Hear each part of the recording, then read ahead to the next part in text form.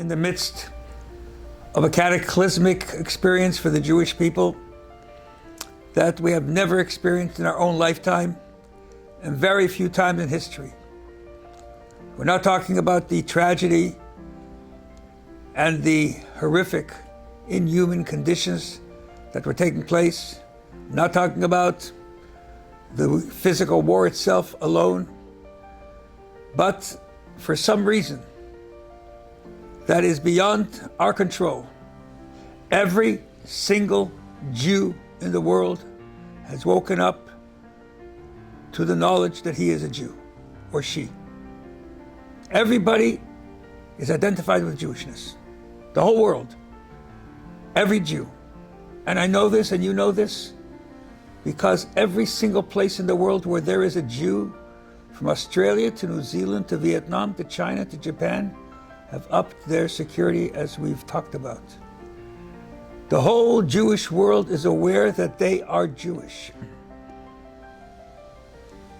And as we look at this Torah portion this week, knowing that the Torah portion gives us insight and direction for how to address the times that we are in, we learn about the Jew becoming a Jew. Abraham is in the process of becoming the first Jew that will begin this nation, this children of Israel, that will eventually become the Jewish people. We already know that many people in the world do not like us without logic, without reason, without rationality, just because we are Jewish. A label, an identity that emanates from a source beyond our logic. I have talked to many Jewish men and women who claim today to be atheists. They claim today that they believe in nothing. Nothing about Jewish life had excited them before. They never wrapped tefillin, they don't have a mezuzah on their doors, etc. And they now realize that they are Jews. It's an identity that you cannot remove from yourself. Where the professor at Yale says, I am an atheist, but I am a Jew. How does that fit? It's God that made us the chosen people. It's the Torah that is the document that gives us that title. Otherwise, who are we? What are we? What is our mission?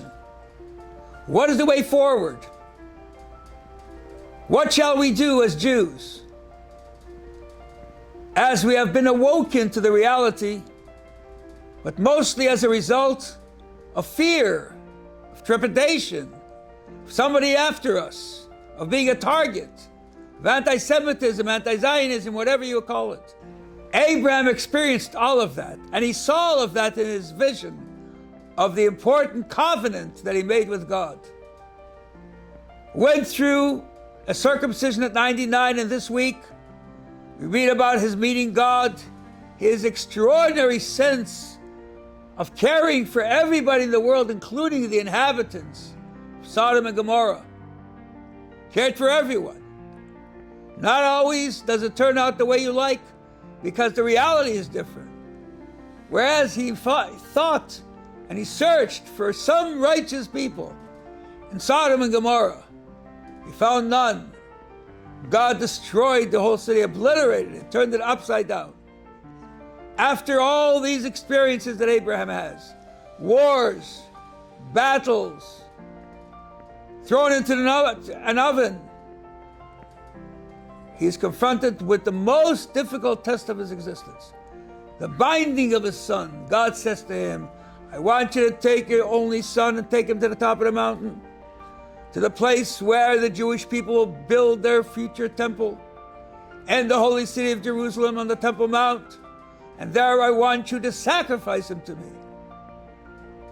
Abraham, this is a test that no father should be given. No father should have to experience that kind of a challenge. If you believe in me, God says, take him to the top of the mountain. Bring him as a sacrifice. Of course, we know it doesn't happen, and God gives him the most extraordinary blessings. I'm going to multiply you. I'll be with you. I trust you. You'll pass the ultimate test. This was the 10th one. Ask yourself the question, is that a fair test? Besides the fact that God knew he would pass the test, why give him that experience? Why should a father have this heart-wrenching feeling of having to see his son being killed and he responsible for it? Doesn't make sense. Or why didn't he pray on his behalf like he prayed for Sodom and Gomorrah? Because the day before, God said to him, your future is guaranteed by your son Isaac, and now you're telling me to kill him. Apparently God contradicted himself. He doesn't say a word. He goes up with alacrity, with strength, with power, with his son. He gets up early in the morning. He saddles his own donkey, not waiting for helpers. And he goes up there with Isaac, accompanied by Ishmael and Eliezer. Isaac goes with the same strength. How can you relate to that? It's been a question that people have asked all the time. Why did God have to do that? Even though he left him alive. And not only is it important to Jewish life, but it's the last step that you have to commit to before you're a real Jew, and as a real Jew. In fact, it's a prayer, that chapter that we read in this week's Torah portion, we say every single day of the year, holidays, weekdays, under every circumstance. We read the entire chapter. Every morning I read it. And you think, why? But if you just think for a moment, today, there are tens of thousands of mothers and fathers and brothers and sisters and children who have sent their beloved to the altar. As a Jew in Israel today in the army, the mother, you can't imagine, and the father, what they say to their son as he goes to the front lines. Honey, come back, please. Honey, I want you to be careful. Unfortunately, so far, we know for sure that 24 are not coming back. They sent to the altar. Most of the Jews get off the altar, but some do not. How do you live with that?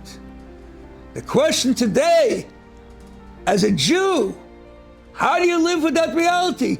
That by being a Jew, you are on the altar. Your children are on the altar, just by being born Jewish. Look at history, it'll tell you that's the truth. And so God understood that. And he said, Abraham, I'm going to give you a protective vest, a power of correction, of defense, of power, of strength that nobody has. But you have to train the way a Jew trains. And he gave us the Torah. And he gave us a way to live, what to eat, what to wear, how to conduct business. The only system that began with a set of laws, not a group of people who gathered to make a set of laws, but they began with a set of laws. Not laws for God, laws for you and me that give us the conduit to connect with our absolute greatest strength. The most common videos I read and see from the soldiers on the front line. This morning I saw hundreds in the middle of the night gathered together, and their commander says to them, waiting to go in, all dressed ready for the battle. And the commander is walking screaming, we're here with the help of Hashem. We are powerful because we have the superpower of Hashem. And hundreds of soldiers together, before going into battle, they scream, Shema Yisrael, Hashem Elokeinu, Hashem Echad. Hashem Hu Elokim, God is our God. Ein od milvado, there's nothing but Hashem. And then they say, to victory with Hashem. We have to live like Jews. We have to start living like Jews. Not because it's a law, but because it's the secret weapon that we have that allows this minority who faces harm, faces murderous harm throughout history, is able not only to confront it, not only to live through it, but to overcome it, and to prepare the world for a time that that evil no longer exists. Do your part. Each one of us is in the battle. Today, it's not a war in Israel.